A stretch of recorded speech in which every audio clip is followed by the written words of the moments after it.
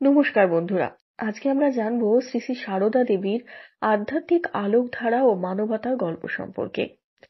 বন্ধুরা, আপনি কি জানেন এমন একজন মায়ের কথা যিনি শুধুমাত্র আধ্যাত্মিকতার প্রতীক ছিলেন না, বরং যার মাতৃত্বে স্পর্শে লক্ষ লক্ষ মানুষের জীবন পাল্টে গিয়েছিল।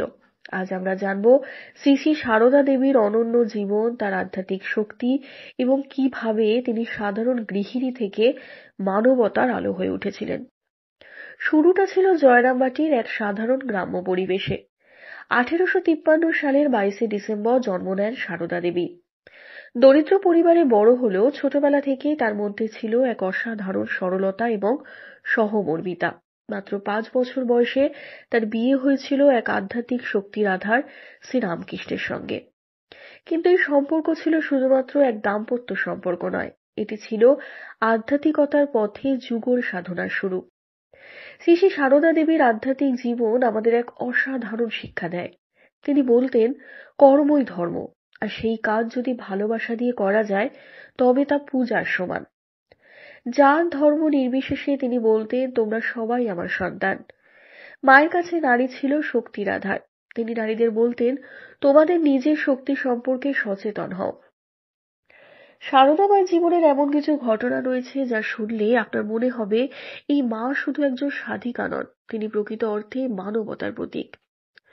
শ্রী রামকৃষ্ণের মৃত্যুর পর সারদা মা নিজের হাতে রামকৃষ্ণ মঠ ও মিশনকে পথ দেখিয়েছিলেন। তিনি সর্বদা দরিদ্র, অসহায় এবং অভাবগ্রস্তদের সাহায্যের জন্য এগিয়ে আসতেন। বর্তমান যুগেও মায়ের শিক্ষা আমাদের জীবনে দিশা দেখাতে পারে। সারদা মা দেখিয়েছেন মায়ের ভালোবাসা কখনো শর্তহীন হয়। আজকে জীবনের মানসিক চাপ থেকে মুক্তি পেতে মায়ের সহজ ও সরল আধ্যাত্মিক দর্শন অত্যন্ত কার্যকর। সারদা মা শিখিয়েছেন ধর্মের মূল মন্ত্র হচ্ছে মানুষের সেবা করা। মায়ের অনুপ্রেরণায় গড়ে ওঠা রামকৃষ্ণ মঠ এবং মিশন আজ সারা বিশ্বে মানবতার আলো ছড়িয়ে দিচ্ছে। শিক্ষা, স্বাস্থ্য সেবা এবং আধ্যাত্মিকতার মাধ্যমে এই সংস্থা লাখ লাখ মানুষের জীবনে পরিবর্তন এনেছে। এবার বলি, কেন আপনারা এই ভিডিওটি দেখবেন বা কেন আপনাদের এই ভিডিওটি দেখা উচিত। কারণ এই ভিডিওটিতে আপনারা জানতে পারবেন শ্রী শ্রী সারদা দেবীর জীবনের অজানা গল্প, তার আধ্যাত্মিকতার সহজ অথচ গভীর দর্শন, মায়ের শিক্ষা কিভাবে আমাদের দৈনন্দিন জীবনে প্রয়োগ করা যায়, কিভাবে তিনি মানবতার সেবায় নিজেকে উৎসর্গ করেছিলেন।